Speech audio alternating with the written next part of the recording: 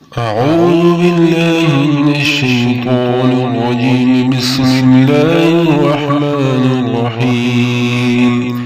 يوصيكم الله في أولادكم للذكر مثل حظ الأنثيين، فإن كن نساء فوق اثنتين فلهن ثلث ما ترك، وإن كانت واحدة فلها النصف، ولأبويه لكل واحدة منهما السدس مما ترك إن كان له ولد، فإن لم يكن له ولد ووارثه أبواه فلأمه الثلث، فإن كان له إخوة فلأمه السدس من بعد وصية يوصي بها أو دين. آباؤكم وأبناؤكم لا تدرون أيهم أقرب لكم نفعا، فريضة من الله، إن الله كان عليما حكيما۔ اللہ تعالیٰ تمہارے اولاد کے بارے میں تمہیں وصیت کرتا ہے، مرد کے لیے 2 عورتوں کے برابر حصہ ہے، پھر اگر عورتیں 2 سے زیادہ ہوں تو میت نے جو چھوڑا ہو اس میں سے وہ تہائی ان کے لیے حصہ ہے۔ اگر وہ اکیلی ہو تو آدھا ترکہ اس کے لیے ہے، اور میت کے ماں باپ میں سے ہر ایک کے لیے چھٹا حصہ ہے، اس میں سے جو اس نے چھوڑا۔ اگر اس کی اولاد ہو، پھر اگر اس کی کوئی اولاد نہ ہو، اس کے وارث اس کے والدین ہوں تو اس کی ماں کا 1/3 حصہ ہے، پھر اگر اس کی بہن بھائی بھی ہو تو اس کی ماں کا چھٹا حصہ ہے۔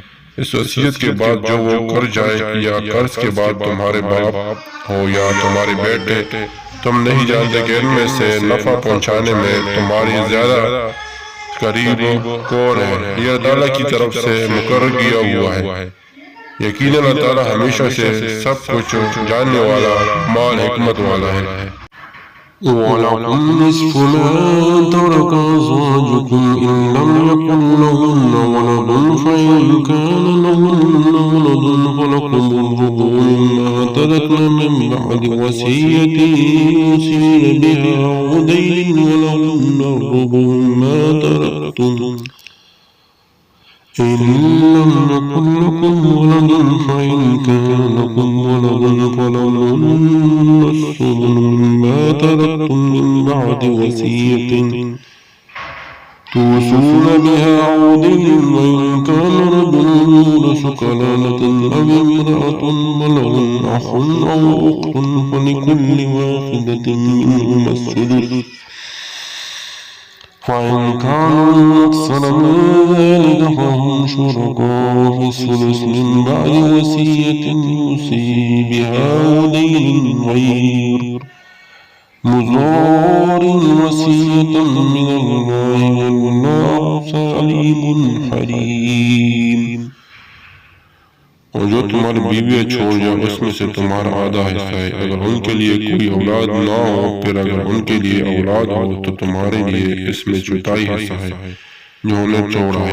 اس وصیت کے بعد جو وہ کر جائے یا قرض کی ادائیگی کے بعد، اور ان کے لیے چوتھائی حصہ ہے اس میں سے جو تم نے چھوڑا۔ اگر تمہاری کوئی اولاد نہ ہو، پھر اگر تمہارے لیے کوئی اولاد ہو اس میں سے ان کے لیے 8واں حصہ ہے جو تم نے چھوڑا۔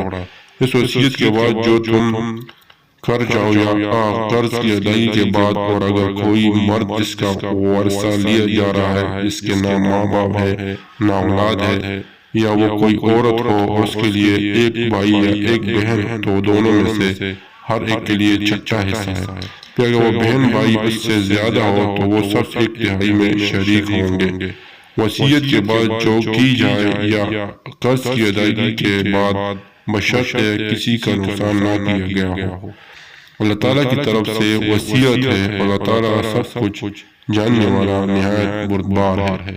تلك حدود الله، ومن يطع الله ورسوله يدخله جنات تجري من تحتها الأنهار خالدين فيها، وذلك الفوز العظيم۔ یہ اللہ تعالیٰ کی حدود ہے، اور جو اللہ تعالیٰ اس کے رسول کی فرمانبرداری کرے گا وہ اس جنتوں میں داخل کرے گا جس کے نیچے سے نہریں جاری ہوں گی، ان میں وہ ہمیشہ رہنے والے ہیں، اور یہ بہت بڑی کامیابی ہے۔ وَمَن يَعْصِ اللَّهَ وَرَسُولَهُ وَيَتَعَدَّ حُدُودَهُ يُدْخِلْهُ نَارًا خَالِدًا فِيهَا وَلَهُ عَذَابٌ مُّهِينٌ۔ اور جو تعالیٰ اس کے رسول کی نافرمانی کرے گا اور اس کے حدوں سے نکل جائے گا، اللہ تعالیٰ اس کو آگ میں داخل کرے گا جس میں وہ ہمیشہ رہنے والا ہے، اور اس کے لیے رسوا کن عذاب ہے۔ واللاتي يأتين الفاحشة من نسائكم فاستشهدوا عليهن 4 منكم، فإن شهدوا فأمسكوهن في البيوت حتى يتوفاهن الموت أو يجعل الله لهن سبيلا۔